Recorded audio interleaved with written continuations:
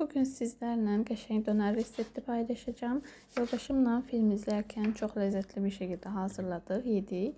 Əvvəlcə toyuğun döş filə ətini qəşəng ince doğradıktan sonra bütün ədviyyatlarını duz, istiot, paprika və əslində bu ədviyyatdan olmasa da olar. Bu daha doğrusu ədviyyat deyil, toyuğun sinə ətinin qızartmaq üçündür. Bunu hazırlayıp marinat edip qoyuruq qırağa. Daha sonra dönərimizin içliyini hazırlayırıq. Dönərin içliyi üçün soğanı ince doğradıktan sonra üzerine sumak katıp biraz karıştırıram. Əlimlə qəşəng sıxa karıştırdıktan sonra keçirəm pomidor xiyara. Pomidor xiyarı da istediğiniz kimi doğraya bilərsiniz. Mən ince doğrayıram pomidor da, xiyarı da.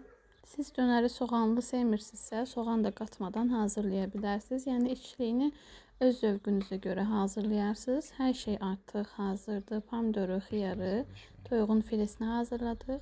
Keçdik sosumuzu hazırlamağa. Sos üçün isə ketçap və mayonez. Sadəcə mayonez də sıxa bilərsiniz. Bizdə ketçap da olduğuna görə ketçap da sıxdıq.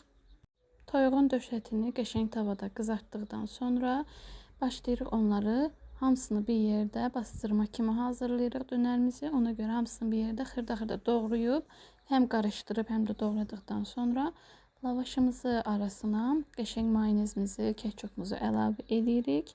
Daha sonra hazırladığımız içliyi də bunun içərisinə əlavə edirik. Biz çok böyük hazırladıq dönəri.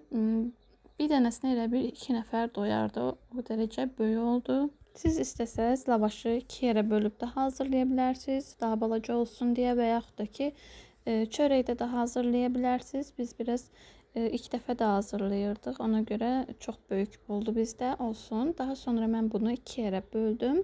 2 yerə böldükdən sonra tosterimizdə qəşəng biraz qızardırıq və süfrəmiz hazırdır. Filmimizi seçirik və nuş edirik. Əgər videonu bəyəndinizsə bəyənib abunə olmağı unutmayın. Sağ olun.